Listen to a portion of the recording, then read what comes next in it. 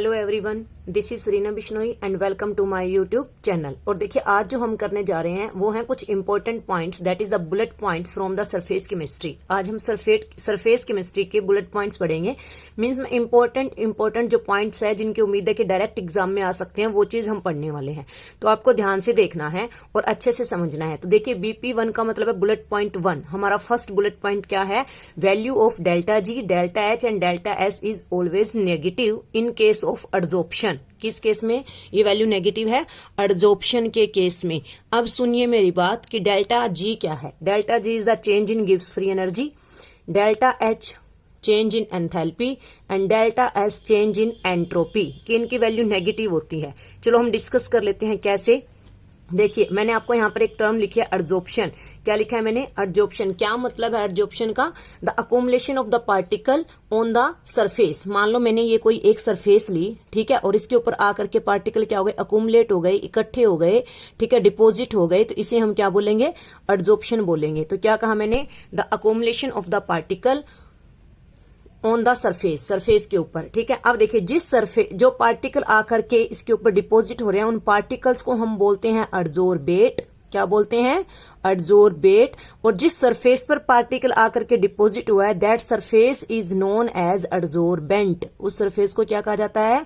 Adsorbent कहा जाता है, ठीक है। देखो मैंने क्या कहा कि जो पार्टिकल आकर के डिपॉजिट होते हैं उसे क्या कहते हैं हम? एडजॉर्बेट। और जिस सरफेस पर पार्टिकल आकर के डिपॉजिट हुआ है that is known as adsorbent and the accumulation of particle on the surface is known as adsorption. ये बात थी। आप ध्यान से सुनिए, मैंने आपको कहा कि यहाँ पर जो वैल्यू है delta G, delta H, delta S की वो नेगेटिव होती है। तो सबसे पहले मैं डेल्टा H की बात करती हूँ कि क्यों नेगेटिव होती है। सुनिए, ये एक पार्टिकल था, मान लो ये इस सरफेस पर आकर के डिपॉजिट होना चाह रहा है। तो जब भी पार्टिकल इसके ऊपर आकर के डिपॉजिट होगा, ये सरफेस है एडजॉर्प्शन के लिए, जब ये पार्टिकल इस पर आकर के डिपॉजिट होगा तो क्या होगा? During the formation of bond, यहाँ पर बॉन्ड बन रहा है इन दोनों के बीच में। जब बॉन्ड बनता है तो क्या होगा? Energy release. जब भी किसी भी दो चीज के बीच में बॉन्ड बनता है तो वहां पर एनर्जी क्या होती है? रिलीज होती है। और ऐसी रिएक्शंस जिसमें एनर्जी रिलीज होती है उन्हें हम क्या कहते हैं? Exothermic reaction. क्या कहते हैं? Exothermic reaction. और एक्सोथर्मिक रिएक्शन के लिए डेल्टा H की वैल्यू क्या होती है? नेगेटिव। क्या होती है? नेगेटिव। बिकॉज इस केस में क्या हो रही है? एनर्जी रिलीज हो रही है। तो इसमें डेल्टा H की वैल्यू नेगेटिव क्यों हुई? During the formation of bond between the adsorbate and adsorbent the energy will be released and therefore this reaction is known as exothermic reaction and delta H must be negative. delta H क्या होगा आपके पास? यहाँ negative होगा, ठीक है। तो ये हमारा क्या था? फर्स्ट पॉइंट था। अब देखिए कुछ रिएक्शंस ऐसी होती हैं, some reaction take place on its own. कुछ रिएक्शन होते हैं जो अपने आप हो जाती हैं, उन्हें हम कहते हैं क्या? Spontaneous reaction. ध्यान से सुनना, मैंने क्या कहा? कुछ रिएक्शन हमारे पास ऐसी होती हैं जिन्हें हम स्पॉन्टेनियस रिएक्शन कहते हैं। Means some reaction which take place on its own. ऐसी रिएक्शन जो अपने आप से हो जाती है उसे हम स्पॉन्टेनियस रिएक्शन कहते हैं। और स्पॉन्टेनियस रिएक्शन के लिए डेल्टा G की वैल्यू क्या होती है? नेगेटिव। चेंज इन गिव्स फ्री एनर्जी उसके लिए क्या होगी? नेगेटिव होगी। And the some reactions take place on the help of another external force. कुछ रिएक्शंस ऐसी होती हैं जिनको करवाने के लिए हमें बाहर से कोई फोर्स अप्लाई करना पड़ता है, उसे हम क्या बोलते हैं? उसे हम बोलते हैं नॉन स्पॉन्टेनियस रिएक्शन। क्या बोलते हैं? Non spontaneous reaction. And non spontaneous reaction के लिए डेल्टा G की वैल्यू क्या होती है?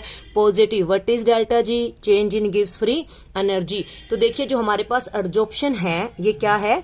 ये स्पॉन्टेनियस प्रोसेस है। तो स्पॉन्टेनियस प्रोसेस में डेल्टा G की वैल्यू कैसी होती है? बोलिए, नेगेटिव। तो इसीलिए इसके लिए डेल्टा G की वैल्यू भी क्या होती है?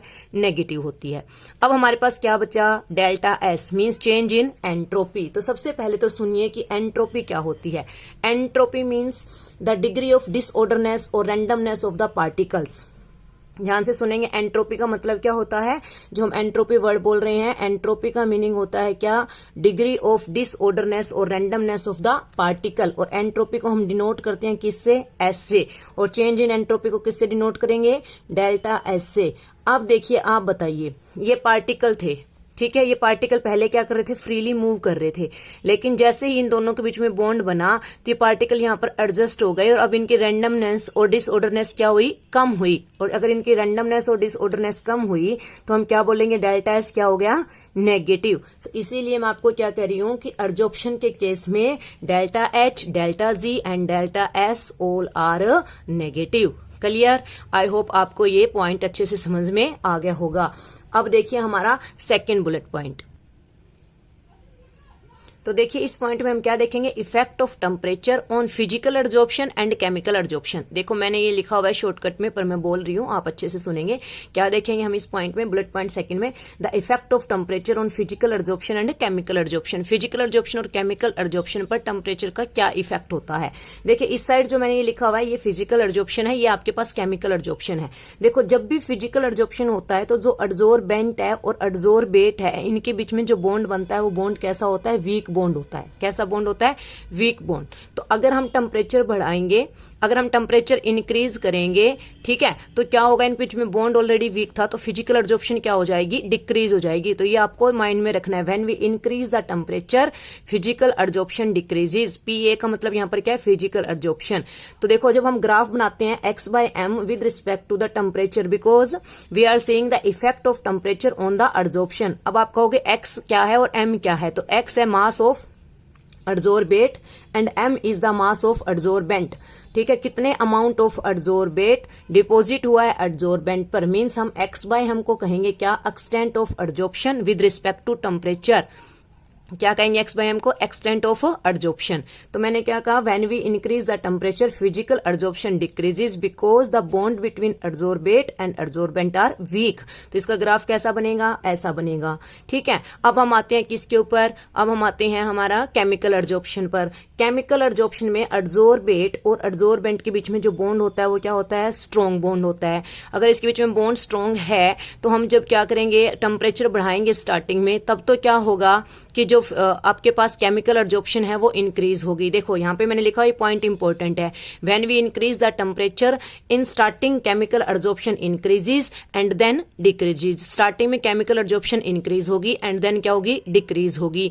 अब देखो इस तरह से ग्राफ बनाने का, स्टार्टिंग में क्या होगी, केमिकल एडजॉर्प्शन इंक्रीज और देन केमिकल एडजॉर्प्शन क्या होगी, डिक्रीज होगी। तो आपको ध्यान रखने हैं कि टेम्परेचर जब हम इंक्रीज करते हैं तो फिजिकल एडजॉर्प्शन और केमिकल एडजॉर्प्शन पर क्या इफेक्ट पड़ता है। बट देखिए अब माइंड में क्वेश्चन आ रहा है कि क्या होता है जब हम टेम्परेचर इंक्रीज करते हैं तो केमिकल एडजॉर्प्शन स्टार्टिंग में इंक्रीज होती है एंड देन डिक्रीज, वाई, क्यों होता है ऐसा। तो सुनिए, देखो जब भी हम एनर्जी प्रोफाइल डायग्राम बनाते हैं, ठीक है, यहां पर हम लिख रहे हैं क्या, जब भी हम एनर्जी प्रोफाइल डायग्राम बनाते हैं, एनर्जी प्रोफाइल डायग्राम का तो आपको पता होगा, एनर्जी प्रोफाइल डायग्राम में हम क्या बनाते हैं, यहां पर लिखते हैं पोटेंशियल एनर्जी और यहां पर हम क्या लेते हैं, रिएक्शन कोऑर्डिनेट।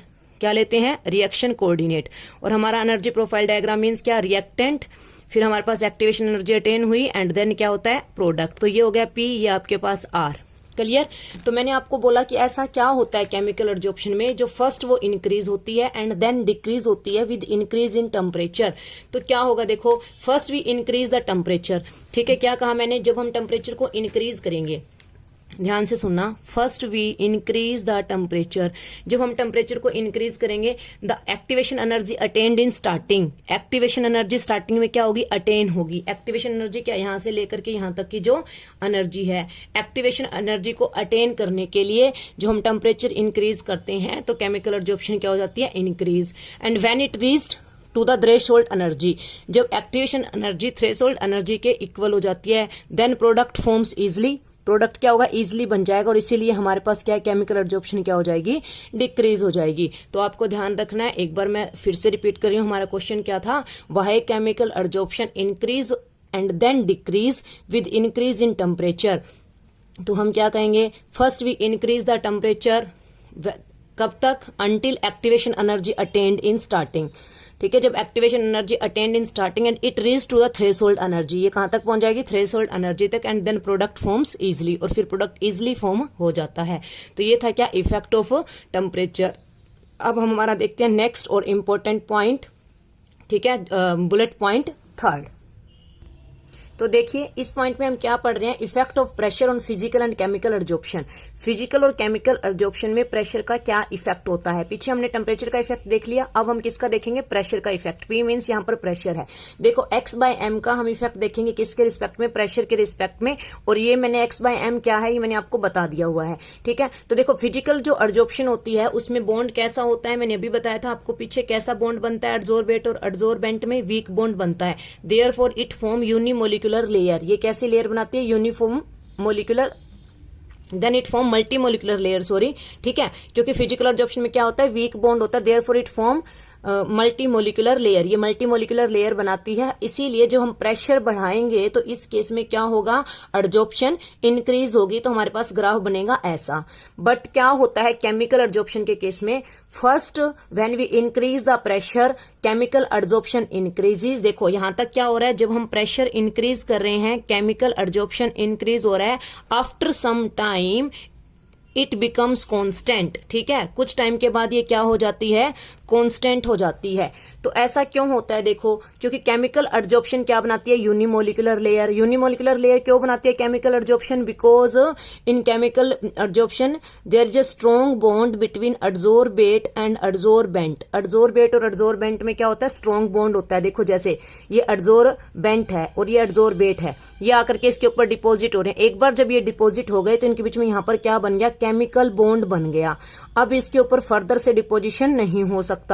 तो जब हम प्रेशर इंक्रीज करते हैं तो इनिशियली क्या होता है, केमिकल एब्जॉर्प्शन इंक्रीज होती है और बॉन्ड बनने के बाद क्या यहाँ पर स्पेस नहीं बचता, तो the lack of the availability of the surface for the chemical absorption and therefore it becomes constant. इसलिए क्या हो जाती है, कांस्टेंट हो जाती है। तो ये थे मेरे इंपॉर्टेंट 3 बुलेट पॉइंट्स, किससे, सरफेस केमिस्ट्री से। आई होप आपको इंटरेस्टिंग लगे होंगे, आपको समझ में आए होंगे। यहाँ से क्वेश्चन डायरेक्ट आ जाता है या फिर ऐसे पूछता है कि प्रेशर का क्या इफेक्ट होता है फिजिकल और केमिकल एब्जॉर्प्शन पर, या फिर यूं आ जाएगा which one of the following statement is correct from the these options. Option में से आपको करेक्ट स्टेटमेंट देखनी पड़ सकती है। तो जब आपको इसके बारे में नॉलेज होगी तो आप कर सकते हो। आई होप आपको अच्छे से समझ में आ गया होगा। अगर आपको मेरी वीडियो हेल्पफुल लग रही है, आपको समझ में आ रहा है, तो मेरे चैनल को लाइक कीजिए, शेयर कीजिए, सब्सक्राइब कीजिए।